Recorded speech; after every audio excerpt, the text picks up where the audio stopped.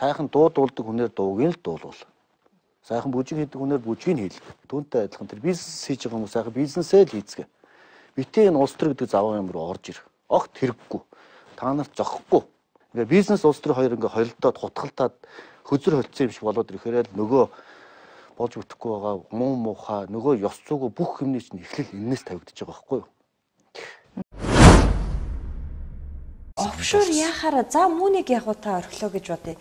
Танд Монголын залуучууд ямар үзэл бодлоор уруу татагдж байгаа нь хамаагүй юм бэж тэгвэл. А офшор яхаараа дэмий зүйл байдгийг. Гэж офшор өнөөдөр Монголд ямар хэрэгтэй? Офшорыг ярих юм хэрэгтэй. Яагаад хэрэггүй гэж? Яагаад луурдсан хулгай хийсэн мөнгө л офшорт тавьчих хийх хэрэгтэй. Яг тийм мөнгө байгаа юм уу яаж мэдчих вэ? Тэр Панамын баримтчгуудаар гараад ирсэн биш. Тэр чи бид нар гаргаж ирээгүй байхгүй.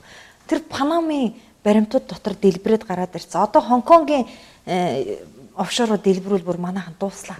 Цаяахтай нэг хэдэн дүүрэг аваачил хийсэн дууд. Цаяахтай нэг хэдэн дүүрэг аваачил хийсэн дууд. Цаяахтай нэг хэдэн дүүрэг аваачил хийсэн дууд. Монголд асар олон боломж байна. Өнөөдөр энэ хятадууд эдрэг чөлөөтэй оруулж ирэх хэрэгтэй. Өнөөдөр энэ хятадууд эдрэг чөлөөтэй оруулж ирэх хэрэгтэй. Тэр нэг 5 сая жуулчаа авцрал та. Тэр нэг 5 сая жуулчаа авцрал та. Тэр нэг 5 сая жуулчаа авцрал та. Зориг эсвэрүүл ухаан эсвэрнэ гэж.